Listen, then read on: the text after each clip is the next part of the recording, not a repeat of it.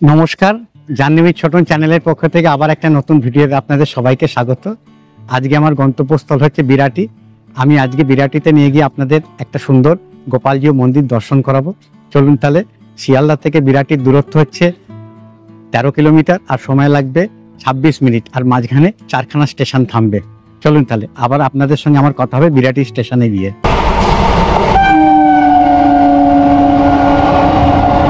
Duttapukur local আসছে, দত্তপুকুর লোকালে করে আমি আজকে বিরাটি যাব।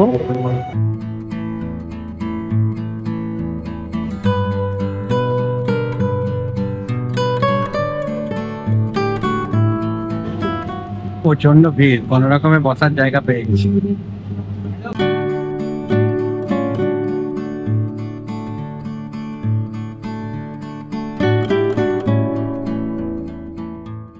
বিরাটি স্টেশনে 3 নম্বর প্ল্যাটফর্মে নামলাম। 3 নম্বর প্ল্যাটফর্মে নেবে আমি যে দিক দিয়ে এসেছি শিয়ালদার দিকে, এই শিয়ালদার দিকে আমাকে হাঁটতে হাঁটতে একদম এক্সট্রিম এন্ডে যেতে হবে, গিয়ে তারপর ডান দিকে আমাকে রাস্তায় যেতে হবে। ওই রাস্তা থেকে তারপর আমি আপনাদের বলে দেবো কিভাবে এই গোপালজিউ মন্দির যেতে হবে। 3 নম্বর প্ল্যাটফর্মের শিয়ালদার দিকে একদম শেষে চলে আসতে হবে। 3 নম্বর প্ল্যাটফর্ম থেকে ডান দিকে রাস্তায় চলে আসবেন। সোজা একটু হাঁটলেই বাম দিকে রিক্সা অটো স্ট্যান্ড পাবেন, আর ডান দিকে সারি সারি দোকান দেখবেন।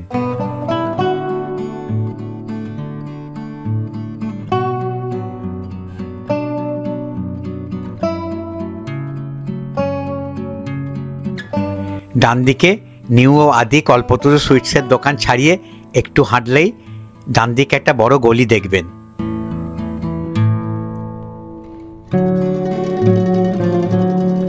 এই ডান দিকের গলি দিয়ে সোজা হাঁটলেই গিয়ে ধাক্কা মারবেন এই শ্রীকৃষ্ণ গোপালজিউ মন্দিরে। স্টেশন থেকে 2 মিনিট হাঁটা পথে আমি চলে এলাম শ্রী শ্রী কৃষ্ণ গোপালজিউ মন্দিরের একদম প্রবেশদ্বারের সামনে। বহু প্রাচীন মন্দির। সামনের তোরণটা আমি আপনাদের দেখাচ্ছি। তোরণের সামনে একটা লোহার গেট আছে, সেই লোহার গেট খোলা আছে। মন্দিরের মূল প্রবেশদ্বার, যা একটি তোরণ আকৃতির। তোরণের ডান দিকে একটি বিদ্যুতের ট্রান্সফরমার থাকার দরুন বহু প্রাচীন এই প্রবেশদ্বারের সৌন্দর্য পুরোপুরি বিলীন হয়ে গেছে। তোরণের উপর দিকে ফুলের নকশা কাটা আছে, আর তলায় লোহার দ্বার। প্রবেশদ্বারের স্তম্ভে মন্দিরের নাম শ্বেতপাথরের ওপর লেখা আছে।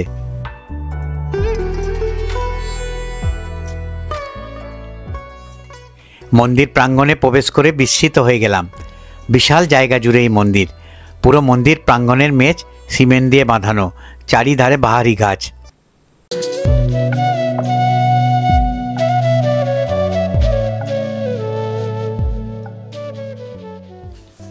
মন্দিরে প্রবেশ করেই বাম দিকে একটু এগোলেই একচূড়া বিশিষ্ট নাম মন্দির। এই নাম মন্দিরে প্রত্যহ সন্ধ্যে 7টা থেকে 9টা অবধি নাম কীর্তন করা হয়। এই মন্দিরের একটি বৈশিষ্ট্য, মন্দিরের চূড়াটি টিন দিয়ে নির্মাণ হয়েছে, যা সচরাচর দেখা যায় না। মন্দিরের ছাদ সম্পূর্ণ টিন দিয়ে নির্মাণ, তবে দূর থেকে দেখলে বোঝা যাবে না। মন্দিরের সামনে হরে কৃষ্ণ হরে নাম লেখা আছে। প্রথমে আমরা নাম মন্দিরের ভেতরে গিয়ে রাধাকৃষ্ণের দর্শন করে আমাদের মন্দির দর্শন শুরু করি।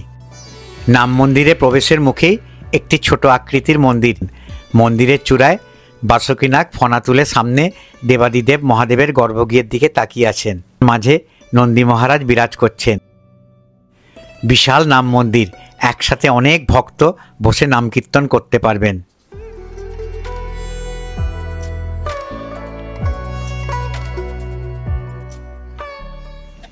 নাম মন্দিরের মধ্যিখানে টেবিলের ওপরে গোপালের ছবি ও চৈতন্য মহাপ্রভুর মূর্তি, যার 6টি হাত রয়েছে।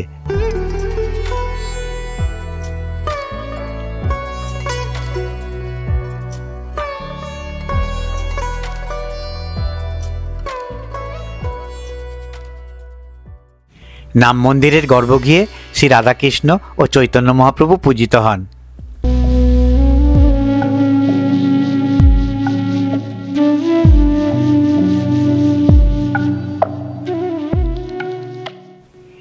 এই মন্দিরে খুব ধুমধাম করে ঝুলন উৎসব পালিত হয়। সেই উপলক্ষে নানান মূর্তি রাখা আছে ঝুলনে সাজানোর জন্য। ভগবান বিষ্ণু অষ্টনাগের ওপর শায়িত ও পদতলে দেবী লক্ষ্মী বিরাজ করছেন। এছাড়াও ভগবান শিব ও মুনি ঋষিদের মূর্তি রাখা আছে।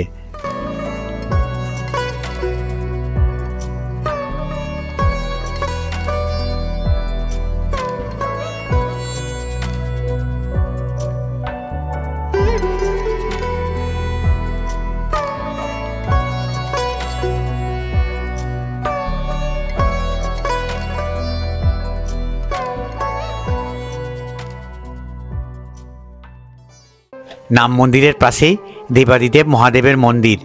এই মন্দিরে ভগবান শিব শ্রী শ্রী গোপেশ্বর দেব নামে পূজিত হন। গর্ভগৃহের মধ্যখানে মেঝের একটু নিচুতে শ্বেতপাথরের বেদিতে শিবলিঙ্গ অধিষ্ঠিত। তামার বাসুকিনাগ শিবলিঙ্গটি জড়িয়ে আছেন।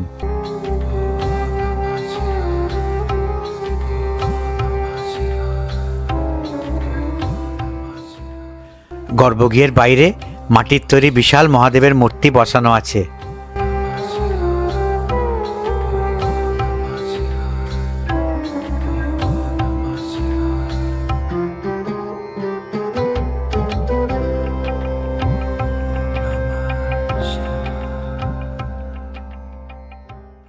মূল প্রবেশদ্বারের ডান দিকে ফুলের বাগান। বাগান পরিচর্যার অভাবে শুকিয়ে গেছে।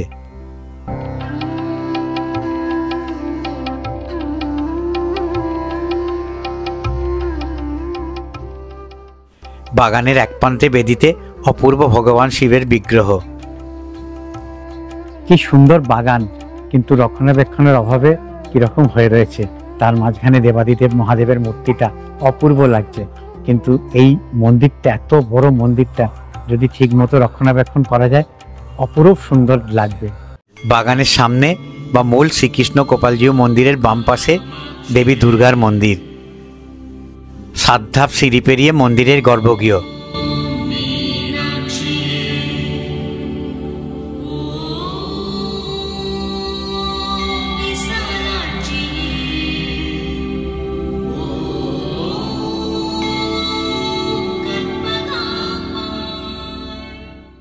এখানে দেবী দুর্গা কাত্যায়নী রূপে পূজিত হন।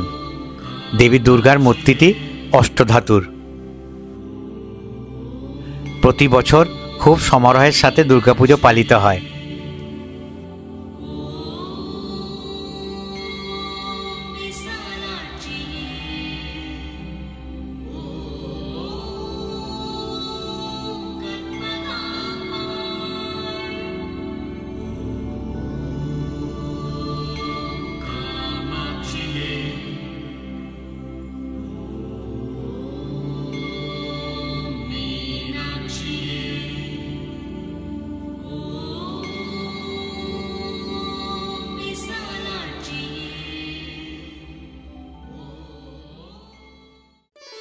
এবার আমরা চলে এসেছি শ্রী শ্রী কৃষ্ণগোপালজিউ মন্দিরের একদম সামনে।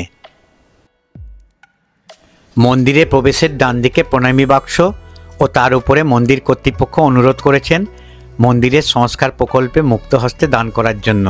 ইউপিআই আইডি লেখা আছে, অনলাইনের মাধ্যমে দান করতে পারেন। মূল মন্দিরে প্রবেশের পথে 2 ধারে কার্যালয় ও লাইব্রেরি। মন্দিরে প্রবেশের 3টি দ্বার।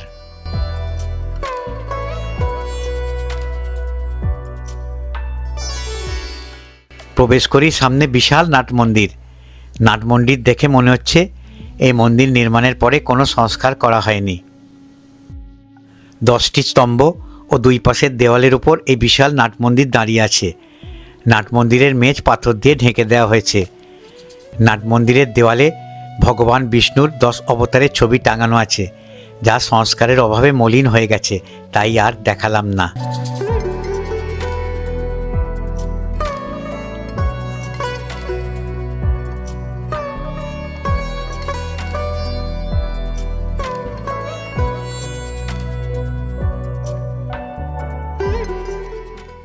গর্ভগৃহের মধ্যখানের বেদি কারুকার্য খচিত কাপড় দিয়ে ঢাকা।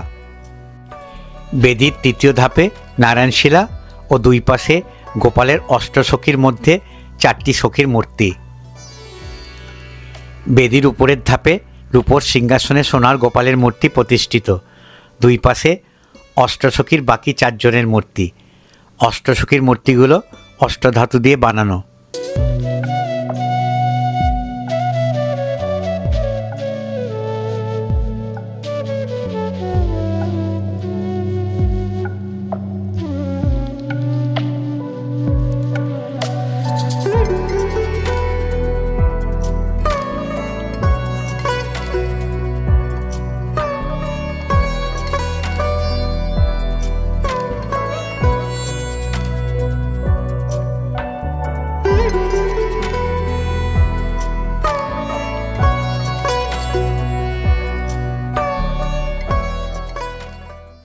গোপালের ডান দিকের বেদিতে প্রভু জগন্নাথ, বোন সুভদ্রা ও দাদা বলরামের ছোট মূর্তি অধিষ্ঠিত।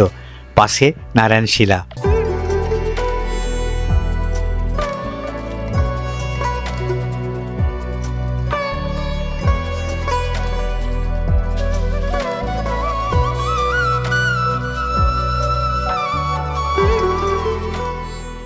গোপালের বাম দিকের বেদিতে ভগবান গণেশ, সরস্বতী ও লক্ষ্মীর বিগ্রহ।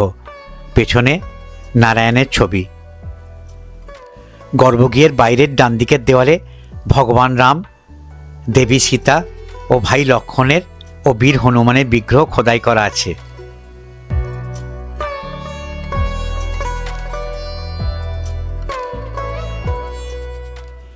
বাম দিকের দেওয়ালে ভগবান নারায়ণ, লক্ষ্মী, সরস্বতী, মহাদেব, গরুর দেবতা ও অন্য দেবতাদের বিগ্রহ ছবি প্রেমে খোদাই করা আছে। অপূর্ব শ্রী গোপালজির বিগ্রহ। মন প্রাণ ভরে গেল। কিন্তু একটাই মনটা খুব খারাপ লাগছে, এই অতি প্রাচীন মন্দির একদম জরাজীর্ণ অবস্থায় হয়ে গেছে। মন্দিরের যে ইউপিআই আইডি যেটা আপনাদের ডোনেশনের জন্য করা আছে, সেই ডোনেশনের ইউপিআই আইডিটা আমি নিচে স্ক্রিনে দিয়ে দিচ্ছি। আপনারা আপনাদের সামর্থ্য অনুযায়ী দান করতে পারেন। আপনাদের আমি দেখাচ্ছি এই জরাজীর্ণ হয়ে গেছে এই মন্দিরের নাট মন্দিরটা। চারিধারে ফাটল ধরে গেছে। এত সুন্দর মন্দিরটা কীভাবে নষ্ট হয়ে যাচ্ছে। গোপালজিউ মন্দিরের গর্ভগৃহের ঠিক উল্টো দিকে, নাট মন্দির ছাড়িয়ে যে উল্টো দিকে এই যে মন্দিরের প্রতিষ্ঠাতা, সেই মন্দিরের প্রতিষ্ঠাতার বিগ্রহ লাগানো আছে। চলুন আপনাদের দর্শন করাই। দুটি স্তম্ভের ওপর গরুর দেবতার মূর্তি ভগবান গোপালের দিকে মুখ করে করজোড়ে বসে আছেন। এই বিশাল মন্দির প্রায় 6 বিঘা জমির উপর কলিকাতা শিমুলিয়া কাঁসারিপাড়া নিবাসী ভগবত ভক্ত স্বর্গীয় জীবনকৃষ্ণ মহাশয় কর্তৃক 1361 সালের 22শে বৈশাখ তারিখে শুরু হয় এবং ওনার পুত্র শ্রী গোলকনাথ কুণ্ডু মহাশয় কর্তৃক 1369 বঙ্গাব্দের 27শে বৈশাখ বৃহস্পতিবার তারিখে শ্রীমন্দিরের নির্মাণ কার্য সমাপ্ত হয় এবং শ্রীমন্দিরে বৃন্দাবন বিহারীলাল শ্রী শ্রী কৃষ্ণগোপাল জিউ বিগ্রহ স্থাপিত হয়। এই মন্দির এখন স্বর্গীয় জীবনকৃষ্ণ কুণ্ডু মহাশয় চতুর্থ বংশধর শ্রী মাধবচন্দ্র কুণ্ডু মহাশয়ের দ্বারা রক্ষণাবেক্ষণ ও মন্দিরের বিগ্রহের সেবা যত্ন করা হয়। ঠিক সন্ধ্যে 7টায় মূল মন্দিরের গর্ভগৃহের লোহার দ্বার খুলে দেওয়া হচ্ছে। সন্ধ্যে আরতি শুরু হবে। এই মন্দিরে ভোরবেলা মঙ্গল আরতি হয়, সকালে ফলভোগ দেওয়া হয়, দুপুরে অন্নভোগ হয়, সন্ধে আরতি হয় ও রাতে ভোগ দিয়ে ঠাকুর শয়নে যায় ও মন্দির বন্ধ হয়ে যায়। সকাল 7টা থেকে 12টা, আবার বিকেল 4টে থেকে রাত্রি 8:30 অবধি খোলা থাকে। দর্শনার্থীরা আস্তে আস্তে নাট মন্দিরে চলে আসছেন সন্ধ্যা আরতি দর্শন করবেন বলে।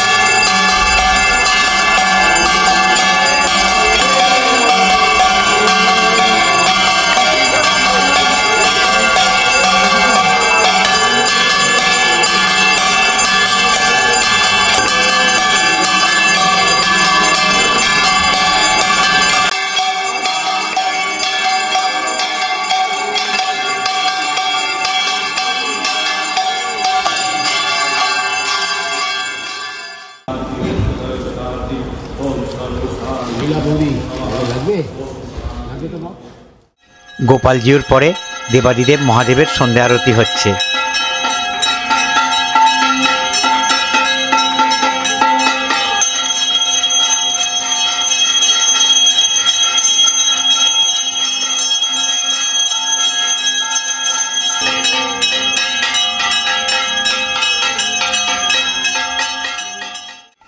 দেবী দুর্গার সন্ধ্যা আরতি দেখার সুযোগ হলো আজকে।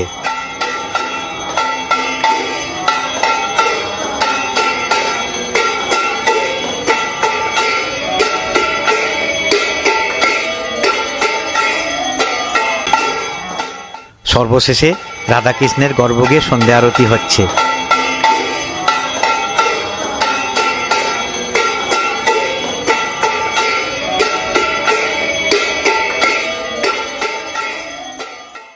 ফল প্রসাদ গ্রহণ করে আজকের আরতি দেখা সম্পূর্ণ হলো। এই মন্দিরে এসে মনটা সত্যি খুব ভালো হয়ে গেল। সন্ধ্যা আরতি হয়ে গেল। সন্ধ্যা আরতির আগে এই মন্দিরে সব লাইট জ্বলে উঠেছিল। তো আমি যেহেতু মন্দিরের ভেতর ছিলাম বলে বুঝতে পারিনি, তারপর বাইরে এসে দেখি লাইটে লাইট এবং এত সুন্দর দেখাচ্ছে চারিধারটা যে কল্পনারও বাইরে। তো আমি যেহেতু বিকেলবেলা এসেছিলাম 4টের পরে, তখন আপনাদের দিনের আলোয় আপনাদের মন্দিরটা পুরো ঘুরিয়ে দেখিয়েছিলাম। এবার রাতের আলোয় এক ঝলক আমি আপনাদের দেখিয়ে দিচ্ছি, তাহলে আপনারা বুঝতে পারবেন যে দিন আর রাতের ভেতর কত পার্থক্য। লাইট জ্বালানোর পরে কত সুন্দর লাগে রাত্রে এই মন্দিরটা।